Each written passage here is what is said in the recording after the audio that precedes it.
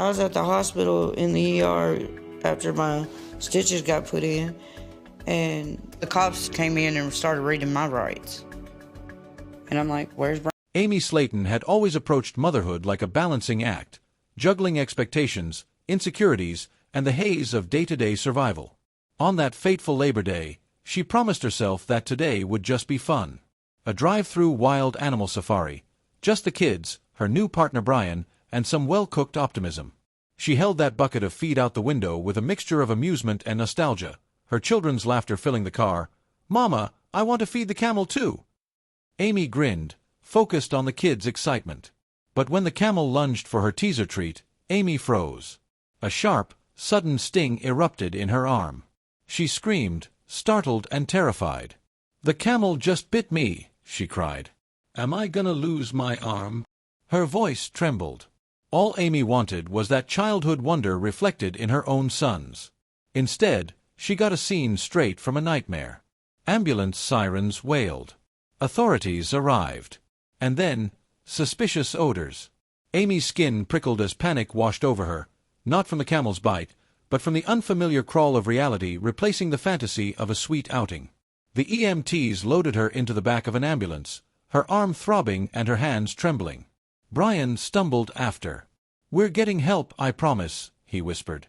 His voice wavered. Amy's vision danced between pain and fear. At the scene, a deputy crept toward their car. The sharp odor hit him like a wall. Something wasn't right. Amy's voice echoed behind him from the ambulance, but he paused. The car. Reefer whispers. Inside, 2 children sat strapped in their car seats. Innocence.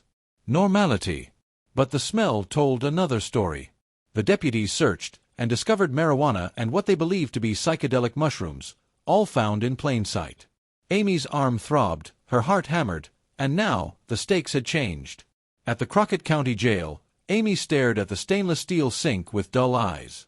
They booked her for Schedule 1 and Schedule 6 drug possession, plus 2 counts of child endangerment. Her body felt distant, her mind clouded. She just got bit. Why was she facing handcuffs? Her mugshot flashed across reality, bold, defiant. "They should be handcuffing the damn camel," she muttered in a confessional mock frustration. The absurdity stung more than her wound. News lit up across social media and in the Slayton household. Her brother Chris erupted into laughter the moment he saw Amy's texts. "That BTCH got bit by a camel," he roared, then called up Tammy and the others. The picture of Amy's gaping wound, exposed, white meat, hanging fetters of flesh, cracked them up even more. "How do you get bit by a camel?" Tammy asked, half frustrated, half curious. "Leave it to Amy," said Amanda with a wink, rolling her eyes. They laughed, they joked. It was dark humor, but it was theirs. Amy hated that somehow the purple gash on her arm, painful, terrifying, became a punchline in the family group chat. Weeks passed in legal blur. Amy, now back home but heavily medicated, attempted to manage her wound and her mothering. She described the infection in detail: drainage, green pus, the thick sting of inflammation. At the pharmacy, she recounted it to the pharmacist. "Camel bite. You don't see that around here." His expression, mixture of alarm and pity, only deepened her sense of surreal guilt. Court dates loomed. The possibility of decades behind bars, even as little as 30 years, rode on the edge of every conversation. Chris said it bluntly, "If they throw the book at you, you could be gone for life."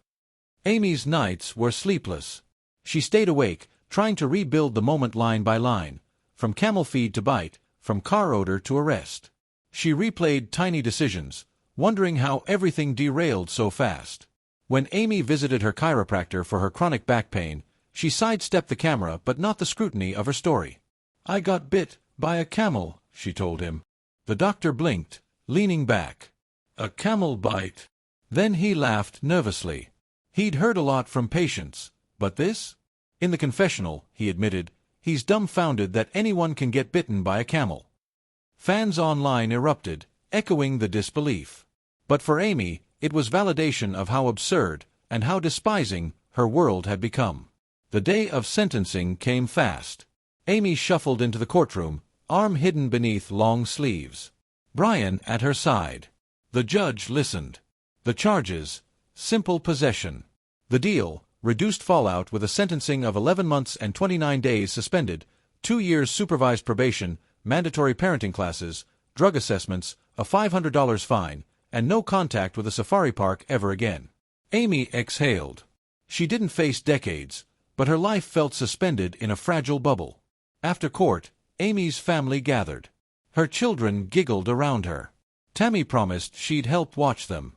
They told her she'd made it. This was a reprieve, a second chance. But the weight lingered, the bite, the arrest, the shame.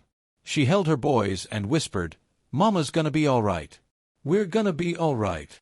Her faith in herself shattered, but began mending. She showed up to filming tired, haunted, yet resolute. She talked about love, accountability, consequences. She clung to who she wanted to be: mother, survivor, flawed and learning. Not just a punchline in a Camel story. In a confessional, breath-catching, Amy admitted, "I was scared less. But I'm going to fix this, for my kids, for me." Months later, Amy sat on the porch, arm healed but memory still throbbing. She sipped iced tea, watching Gage and Glenn small enough to run under her gaze. The Camel bite, thankfully behind her. The court saga, closed file. But the lessons. Etch. She breathed in deep and whispered, "Mama's okay. Life's messy, but love carries me home."